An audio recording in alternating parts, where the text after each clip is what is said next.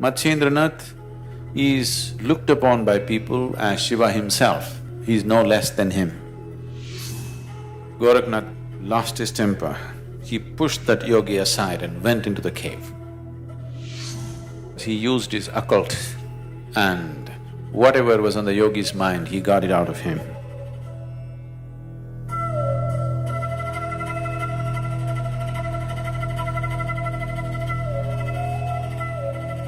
Gorakhnath was a very, very accomplished yogi. In the whole history of Indian yogic culture, he's a star who stands out in many ways. His guru was Matsyendranath. Matsyendranath is looked upon by people as Shiva himself, he is no less than him. Just that he came little later, but he is as much as Shiva, that's how he is seen. So Gorakhnath was his disciple. Gorakhnath was fiercely devoted to his guru. Matsyendranath saw the young man is getting too soldier-like, you know.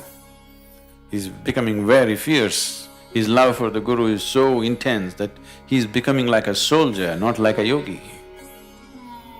So he told him to go away into the Himalayas and do 14 years of sadhana. So he went away, but he's made like this. For him all this sadhana, everything he does only because the guru says so. For him the only thing is his guru. Fiercely dedicated to his guru. So when he sat in the Himalayas, 14 years, every day, every moment, he was only counting the moments. When 14 years will be over, I'll go back to my guru. At the same time, he did the sadhana. Because of this 14 years of sadhana, he acquired many possibilities. He didn't use it. He knew the possibilities. Then he came back to the mountain which is the beginning of the Deccan Plateau, which is the beginning of the Western Ghats, just 160 to 200 kilometers south of Bombay. Now that mountain is called as Gorakhnath mountain. It is named after him. Even today, there are people, I had the thing of being with them for some time. So he came down all the way back. See, you must understand the whole setup. Walking all the way up to Himalayas, staying there for 14 years and walking all the way down with just one fierce thought and emotion that he wants to be in the presence of his guru. That's not a small thing. This is not a small exercise. To go up Himalayas, wait there for 14 years and come back all the way walking down. When he came, the cave in which Matsyendranath was staying, just outside, there was a monk.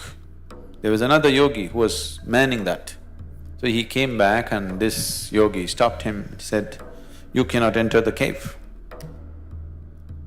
Gorakhnath, "What? I cannot enter the cave? I can't see my guru? I've been waiting for 14 years. He said, "No, you cannot enter." Gorakhnath lost his temper. He pushed that yogi aside and went into the cave. When he went into the cave, Matsyendranath was not there, the guru was not there. So he became distraught, where is he? So he came out and asked the yogi, "Where is the guru?" He said, "I won't tell you. I told you not to enter the cave, you pushed me aside and went, I will not tell you." So what Gorakhnath did was, he used his occult and whatever was on the yogi's mind, he got it out of him and went straight to where the guru was. He divined the guru's hiding place. The moment he went there, the guru had left instructions with another yogi, saying he needs to go for another 14 years to Himalayas because he misused the sadhana that I gave him. I gave him sadhana for his spiritual growth, but he used it to divine into somebody else's mind, which no yogi should ever do. Another 14 years. So, Gorakhnath asked, "Is there any way to shorten the period?" If you sit in an impossibly difficult posture, we will cut it down to half the term, 7 years. This impossibly difficult posture is, he sat on his left toes like this, heel in the perineum in the Mooladhara, and the right leg crossed over. This is even today called as Gorakhnath asana. So he was just on his toes, up, his Mooladhara supported by the left heel and his right leg here, he sat like this for 7 years. Either 14 years term or 7 years rigorous. So then he came back. There's a whole lot of stories of how Matsyendranath tempered Gorakhnath's love for him. You know, there are many other incidents, wonderful incidents. How this man's fierceness of love just drove him beyond all discipline many times, and how Matsyendranath constantly controlled it in so many different ways, because he knows the potential of the man. This man is the kind who can change the world. He's got that kind of capability, but he's too much fire without being stabilized and channelized. Gorakhnath went about later on, after the passing of his guru, went about establishing one of the most widespread spiritual movements in India. If you see anybody with a large ring on his ear, a large ring, usually a bone ring, that means he's a Gorakhnathi. Usually even today the Gorakhnathis always carry a stick and a dog with them. They love dogs. They carry their dogs on their shoulders, they won't let them walk.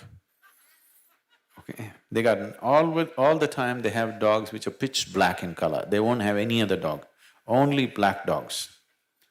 And they love their dogs so much, they're well fed, the dog's really fat and nice, and they won't let them walk.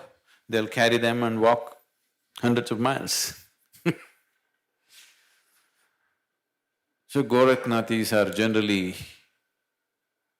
known as these days as Nathis, or they're known as comforts because they have a hole in the ear. So they're called comforts. Very fierce band of people even today.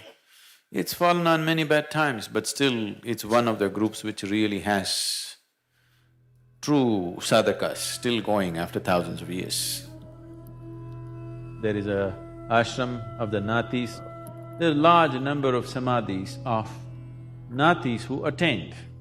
Only those who attained got proper stone samadhis, others were buried under the trees. So you will see a large number of that, showing the richness of that system that so many people attained.